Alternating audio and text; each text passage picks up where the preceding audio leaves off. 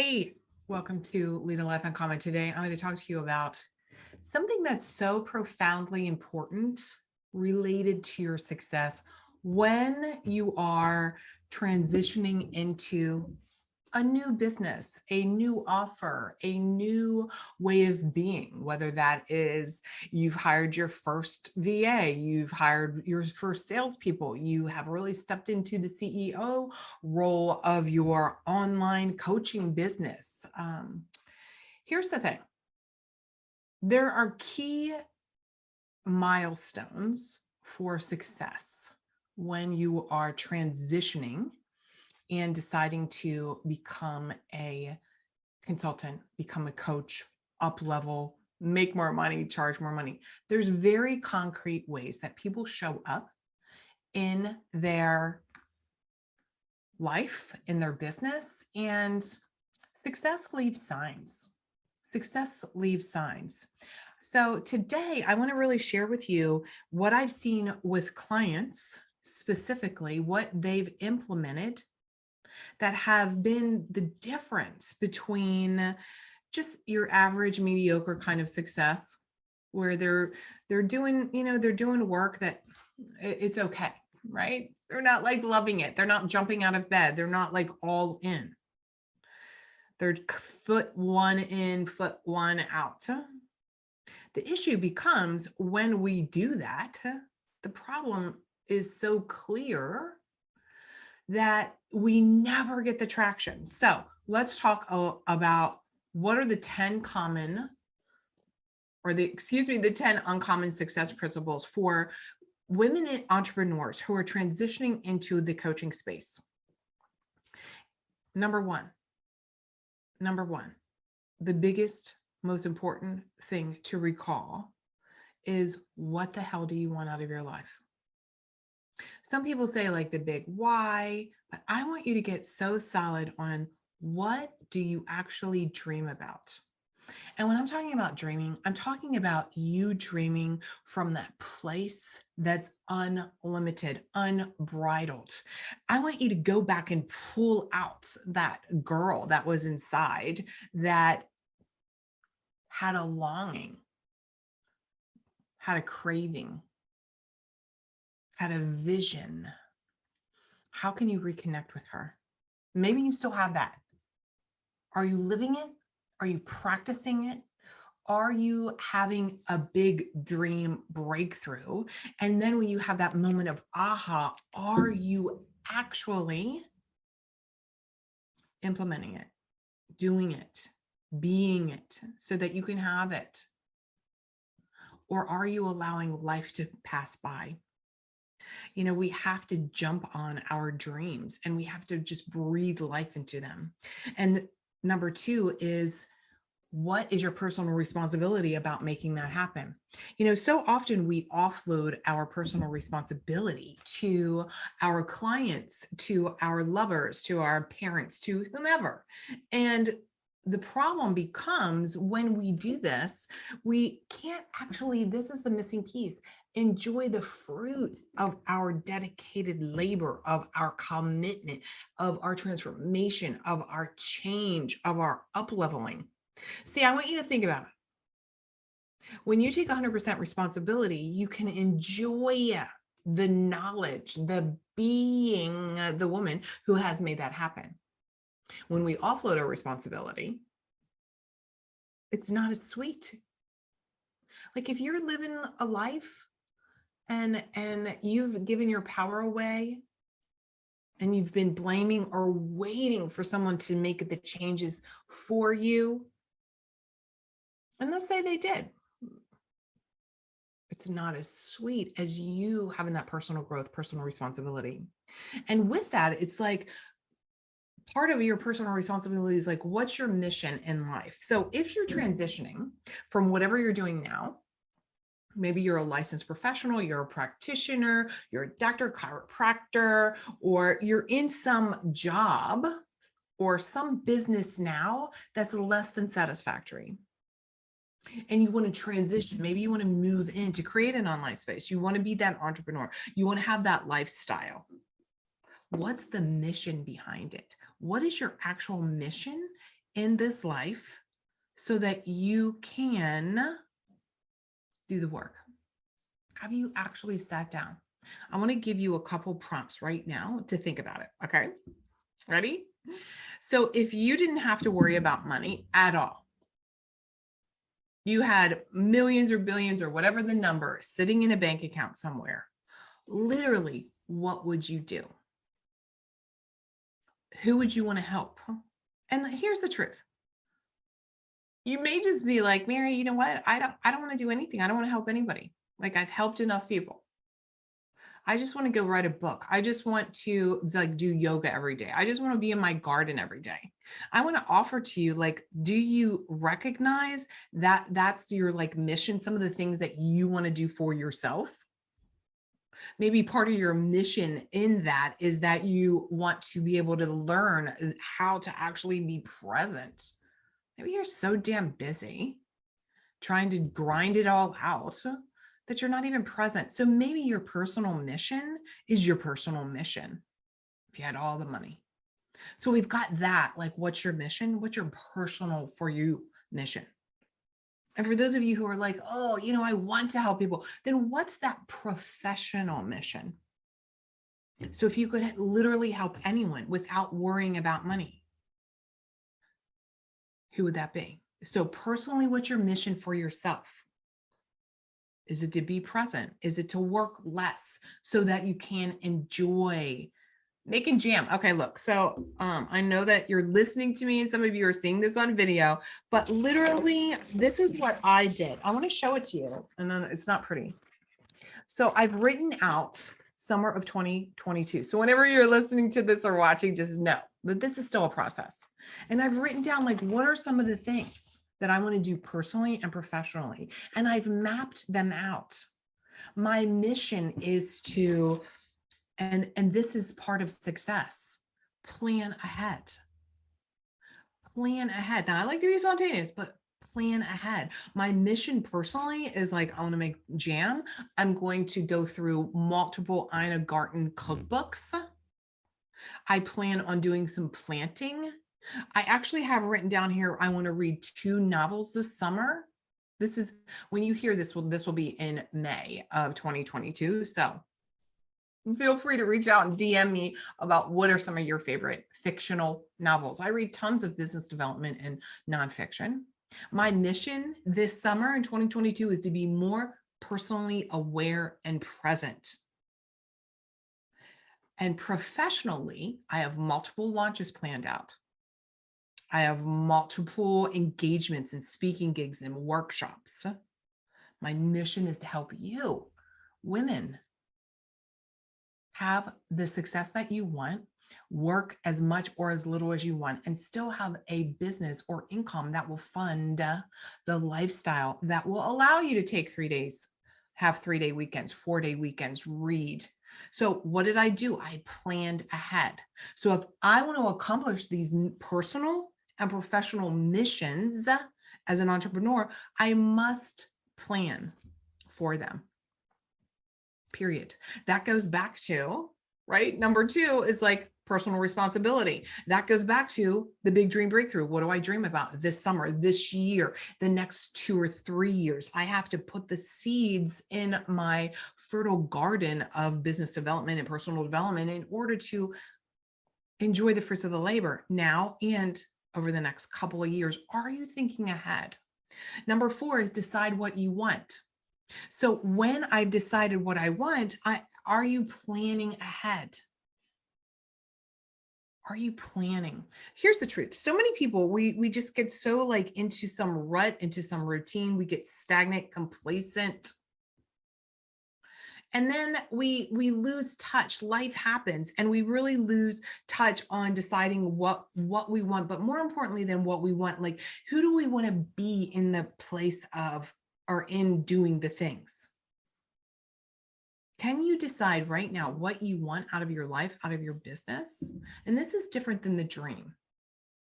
So the dream is like, not just like the ABC 1, 2, 3, here's how much money, here's how much, but like literally decide what you want. What do you want? You want a bigger house? How much does it cost? You want a different car? How much does it cost? You want to go to a trip to Paris? How much does it cost? What do you want concretely? So we have our big dream breakthrough. That's number one, right? Where we really are dreaming big and it's like all the possibilities. And then we have the personal responsibility, leading our own life. Then we look at what's our mission for our life, personal and professional, and then really deciding concretely with numbers, with timelines. And that's your guide. Number 5 is then that uncommon success is then mastering your limiting beliefs. You see how I had you do all of that work first? Dream, take responsibility, like what's your mission? And then we're talking now about limiting beliefs. Because you know what I know?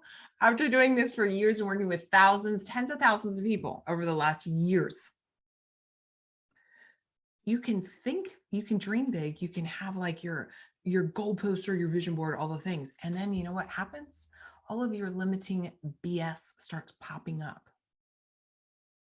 And if you are not masterful on recognizing that your subconscious is running the show, that your subconscious has been programmed. So by the time you were 7, 8 years old, you had been programmed with all of everybody else's stuff. And all the limitations that your parents and your community and your friends and your family, et cetera, et cetera, et cetera, all of that was programmed. It's buried in your subconscious. And so sometimes you do things, say things, act in a way because there's these unconscious, these subconscious beliefs. So the goal here is that you start mastering your limiting beliefs. You start asking the question, ready? Is this true? So for example, for those of you who are entrepreneurs, those of you who are transitioning, let's use mental health and wellness professionals who are going from a traditional medical model into an online coaching. There's a big transition there. There's a big change there. And you're going to get pushback because you're changing. So therefore, their limiting beliefs, they're going to vomit all over you. Right? So when they're pushing back, is it triggering your subconscious to say, yep, they're right. They're that limiting belief. So the way to raise your consciousness about this, the way to catch yourself is doing daily thought work, doing daily results work. So here's some examples. Do you every day, at the end of the day or right first thing in the morning, do you sit down and you evaluate what are the results that I did yesterday? Because here's the truth.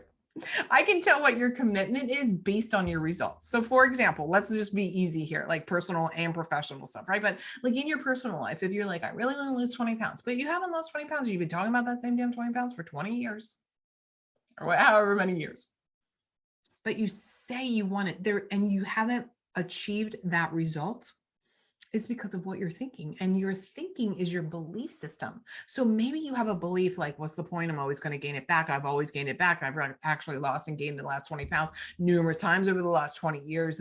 Everybody in my family, they're heavier. So there's probably no way I'm going to do it. Oh my God. Now I'm like, I've had a baby. Now I'm in premenopause. Now I'm menopausal, whatever it is. The point then is you can't do it. You've probably been programmed and in your subconscious, I can't do it for numerous things. So I want to ask you, is that even true? Is it true that you can't do it? Your results prove that that's probably a belief. Let's look at business. I can't charge this much money. I can't charge this much money. There's nobody out there who's going to pay for this. I don't think I can. My husband, he's going to be upset if I make more money than him. All of these limiting beliefs. You must master your awareness. And you master your awareness, my friends, by looking at your results. And you know what? Nobody likes to look at our results, right? Here's the truth. We're human. We don't want to look at it like, ah, shit, I'm really not like working out every day. I'm not really tracking my food. Oh crap. I'm not really following up with people. I'm not really asking for the sale. I'm not really showing up in marketing. I'm not really like dedicated every day. I'm not really like, it's so, well, you know, like So many clients of mine that are clinicians, right? And they already have a private practice and they're making 150, 200,000, right? Like not a ton of money, but like a quote, enough to live a life that's comfortable for them. And they're like, why bother? Why bother transitioning into coaching or consulting and creating an online business and leveraging their time and creating a group program and selling at a higher level? That bridge to do that can be challenging, right? And they're kind of like, why bother? It's good enough. You know what? That good enough, somebody programmed that into your brain, my friends. Who did it? And you can ask yourself, is it true? Is it true that this is good enough? And if it is, and it's true, then you'll know that that's actually true, because you will not continue to seek more for yourself, because you'll enjoy and savor what you have as opposed to being a seeker. See, sometimes people are like, well, you want more and then you feel bad about it. And this is number 6, not feeling bad, not judging yourself because you want more. Let go of the worry of judgment about what you want, about what your friends want, or what they don't want. Number 7 is about you being the woman that does the work to have what you want. Here's the backward thinking that so many people have, is that they're like, I would have a bigger house. I would have, like, if they had all these things, quote, first, then they could do the work and then they could be successful. Well, if I had confidence, I could do the work, I could show up, and then I would be a successful online coach like you, Mary. But my friends, this is ass backward. You must be her, and you must embody that evolved part of yourself. Courage comes before confidence. So be a woman who's evolved enough to lean into her courage, because it's not easy. I'm going to tell you. Everybody's like, oh, it's so easy. It's not easy until it becomes easy. Then you can do the work. Then you can have those things. Number 8, here's the bottom line. What in the hell are you afraid of? When we look at success and uncommon success, those of us who have that, we do the work even when we're afraid. Confidence or courage before confidence, right? So we lean into courage, being brave.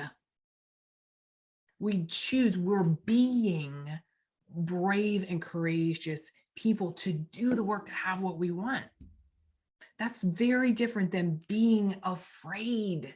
You're never going to be, if you're being afraid all the time, you won't do the work, and you won't. So you have to start asking yourself, what is there really to fear? You're like, aren't you afraid to show up online? Aren't you afraid to stand in front of 700-800 people when you do your live speaking gigs? Aren't you afraid that people are going to say no? No, you know what I'm terrified of? I'm terrified of not doing some of those other things we talked about in the beginning, like having my mission, being a woman that I'm proud of. That terrifies the shit out of me. That's a motivator for me. What motivates you? Fear of somebody saying, I don't like what you said, or what, like, who cares? There's a moment, right? Think about what you tell your children. You're like, you've not intentionally, but you probably have imparted to them that they need to, as girls, as females, they need to be so freaking concerned with what everybody else is saying. But on the other hand, as the adult self, you're like, don't worry about what Sally says. But you worry about what Sally says. You judge the shit out of yourself. You don't show up. Sometimes, you know why? You know what the fear is? It's not just necessarily fear of what other people are going to say when you show up and you're talking, and here I am on video right now, unless you're listening to this on Lead a Life Uncommon, my podcast, right? Lean into the fear. Number 9, ask for what you want. Ask for what you want without guilt, worry, or shame. So I'm going to apply this to, because we're talking about transitioning into another business, right? All of these things are interwoven. Ask for what you want without guilt. So have you created an offer, a coaching offer? Have you created a coaching offer? And then have you sold it and reached out to people and asked for them to work with you with no guilt, with no shame, with no blame, with no worry that they're going to say yes or no, with zero detachment? So this is one of the key things in selling. Can you ask for what you want with the prospective client while having no attachment? Here's what that sounds like, just to give you a few things. Okay. So you could ask like this: is there any reason why we couldn't get started today? Is there any reason why we can't go ahead and get your deposit today and put your very first appointment on the books? Or ask if they're like, well, I'm not really sure whether I'm going to do this. Ask them. Ask them for what you want. Ask, you want an answer. Well, I'm not really sure. Oh, you know what? Oh, well, let's go ahead and clarify that. Maybe I've missed something. I want to make sure that I really understand what it is that you're needing. So what do you think is missing right now? Ask the questions. You ask for what you want. See, all of this personal and professional, uncommon success, leading a life uncommon, they overlap. How you do one thing is how you do all things. In your personal life, are you asking for what you want? Honey, I want to go out to dinner tonight. I want oat milk in my chai latte. What if somebody doesn't give it to you correctly? Are you willing to say, oh, this wasn't right. Can you redo it, please? Are you that person? Or are you like, oh, I'm not going to tell them that it wasn't right? That's the stuff you got to work on first. See, sometimes when we transition to creating a new business or creating a coaching package or a consulting package and letting go, so to speak, of our perceived history as a clinician or a practitioner or whatever previous, if you will, industry that you want to move away from, right? We think like, oh, we go into this space of, hesitation, resistance, and asking. Why do we do that? Here's why. Because it's new. Your brain is designed to coach you back. It's new. It's okay. So get into this habit. Be the woman who asks for what you want with no shame, no guilt, no blaming.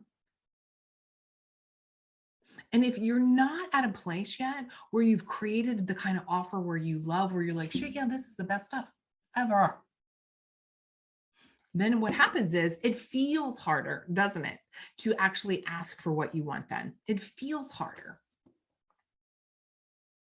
So the goal here is, and this is what I teach clients, is really working on what is the offer? What is the new, if you're transitioning, you're moving into a new business, a new offer, now you're going to be a coach, now you're going to be a consultant, like what's the offer that you love, that it becomes a no-brainer for you, knowing that your clients will get results, knowing that you can articulate the value of it. And then it becomes easy to ask. I'm going to give you an example right now. The Foundations program is designed specifically for people who are transitioning to coaching and consulting. The Foundations Make Money Coaching Program. I'm inviting you to go check it out. marybicknell.com/foundations with an S.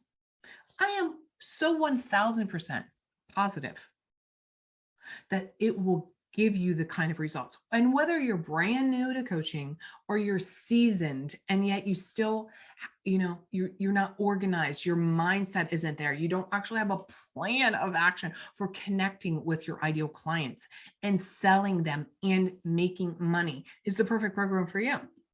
I'm asking you to go check it out. See, it wasn't that hard, right? Because I love the offer and I know every single day clients are showing up, sharing their wins. So it's proven to work. It's 100% proven to work. And number 10, finally, when we're talking about uncommon success for people who are transitioning into another business, offer, coaching, consulting, I want to encourage you to see the signs of your previous success. So remember how I talked about your subconscious mind was programmed before you were 7. And so you have to start asking, is this true? When you have these limiting beliefs coming up. And what happens is our brain will look to the past and say, you've never transitioned to anything before. You've never been a coach before. You've never been a consultant. How are you even thinking of doing it? Your brain is designed to do that. So I want to encourage you to see the signs of your successes. One of the things that I give clients to do is write out 100 successes. 100 successes. Everything from you've baked the best brownie to you've sold your first $10,000 package and everything in between. Part of the reason for that is as women, no, let me ask you if this is right for you or not. Most of us as women, we never, ever brag on ourselves. We never really truly talk about our accomplishment. That's being too much. She's being braggy. Oh, look, she's full of herself. I want to encourage you to start bragging on yourself. Start sharing your successes and your clients' successes. I believe strongly that as a leader in the personal development and business space, that by my sharing what has become a reality, the results of my labor and my thoughts and my work and all of that, it's there not to be an asshole bragging, but the beneficial brag is all about conveying what's possible. And why this is critical, pay attention. Why this is so critical is because if you are not able to say, oh my God, my program, this exercise, this ABC is so good. I've created this coaching offer for you, and I would 100% know that it's going to work for you. If you don't say that, if you don't have confidence about it, who's ever going to buy your stuff? No one. So I want to encourage you to start looking at your own successes, sharing your own successes. And the only way to do that is to connect with your own successes without even judging yourself like, oh my God, you know, who do you think you are for writing all this down? I want to encourage you to have a piece of paper on your desk and write out 100 successes and add to it and add to it and add to it. And it could be as small as this. Let me give you this really great example about why I am 1000% sure the Foundations program is perfect for you, whether you're seasoned or a brand new person. No doubt. One of my clients, literally this happened yesterday. So when I'm recording this, it's the end of April. This is going to come out in May, but this happened literally yesterday inside of our private community. Now, this might seem small, but this is actually big. So I want you to listen through the lens of this woman achieving success for being present and taking responsibility for her life. This is what she said. She said, after having done work in this Foundations program, and because it's so, you know, I have such a system and a method and a process, not only did she sell her very first coaching client within the first week of joining, here's maybe even the bigger success. So this is going to sound corny, I know, but I think you're going to get it. She said, this past weekend, Mary, I was able to put my business down. I worked in my yard. I put my grill together so it would be ready for the summer. I could breathe and let it go. And when I came back to work on Monday, I was looking forward to it. You guys, I'm so choked up. I know that you can't see this because you're listening to the podcast, unless you can see the video that's up. That, to me, to put your business down and just to live life and like have a conscious thought of like, I put my grill together because I'm looking forward to the summer. That is success. Can you be a woman who can learn to do the work of her thinking and calming down and believing it's possible so that you can have these moments that seem so small? Putting your grill together and not thinking about your business on a weekend. This woman has been in business for years worrying about business. That's the work that we do inside the Foundations program.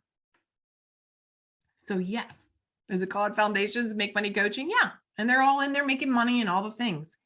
And some of the successes are just freaking taking the weekend off without even thinking about work. That's what I want for you.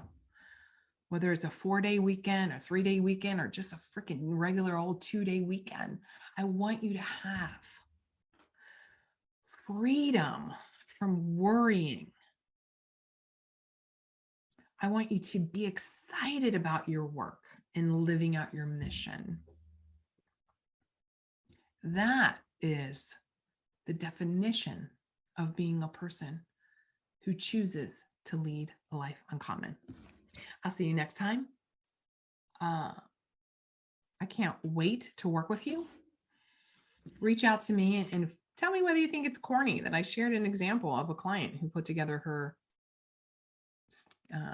grill this past weekend, but how that was a win for her.